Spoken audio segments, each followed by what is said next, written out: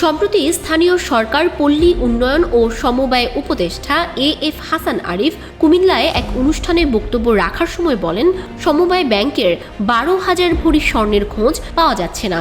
এমন বক্তব্য দেওয়ার পর মতিঝিলের ব্যাংক পাড়ায় তোলপাড় শুরু হয়। ব্যাংকের স্বর্ণ কিভাবে গায়েব হলো সেটি নিয়ে কৌতূহল ছড়িয়ে পড়ে চারদিকে। সামাজিক যোগাযোগ মাধ্যমেও এ নিয়ে চলছে তুমুল আলোচনা সমালোচনার ঝড়। কুমিল্লায় ওই অনুষ্ঠানে উপদেষ্টা এএফ হাসান আরিফ বলেন, দায়িত্ব নেওয়ার পর কোথায় কী অবস্থা রয়েছে সব খুঁটিয়ে খুঁটিয়ে দেখছি। সমবায় ব্যাংকের অবস্থা দেখতে গিয়ে জানলাম ব্যাংকের 12,000 ভরি স্বর্ণের হদিস পাওয়া যাচ্ছে না। ব্যাংকের সম্পত্তি বেদখল হয়ে আছে। যারা একসময় ব্যাংকে ছিলেন তারাই বেদখল করে বসে আছেন। এ বিষয়ে আইনি ব্যবস্থা নেওয়া হচ্ছে। এছাড়া সমবায় ব্যাংক ঘুরে দাঁড়াতেও পারছে না। অনিয়ম অব্যবস্থাপনার জন্যই ডুবতে বসেছে ব্যাংকটি। তার এই বক্তব্য দেওয়ার পরপরই বিষয়টি গণমাধ্যম ও সামাজিক মাধ্যমে ছড়িয়ে পড়ে।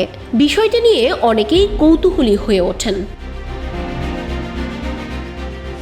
যেভাবে গায়েব হলো ব্যাংকের স্বর্ণ, ব্যাংক কর্মকর্তাদের সঙ্গে কথা বলে জানা গেছে গত 15 বছরে দেশের অন্যান্য বাণিজ্যিক ব্যাংকের মতো আড়ালে থাকা বাংলাদেশ সমবায় ব্যাংক লিমিটেডেও চলেছে লুটপাটের মহোৎসব।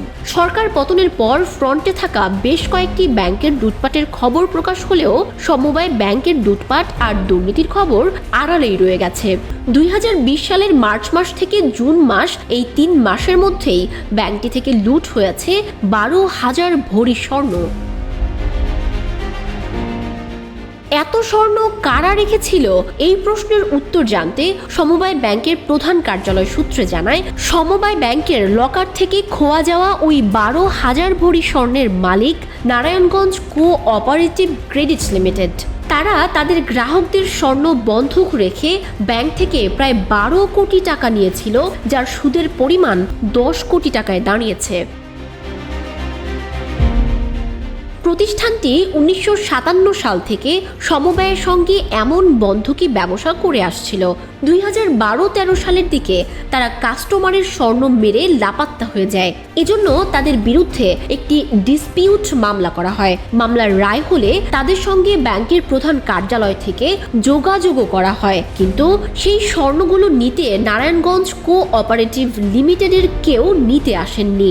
সব মিলিয়ে যথাসময়ে ঋণ শোধ না করায় এক পর্যায়ে ব্যাংক সেই স্বর্ণ নিলামে তোলার সিদ্ধান্ত নেয়। ওই সময় ব্যাংকের তরফ থেকে বলা হয়েছিল, কো-অপারেটিভের সদস্যরা জমা রাখা স্বর্ণ ঋণ পরিশোধ সাপেক্ষে নিতে চাইলে নিতে পারবে।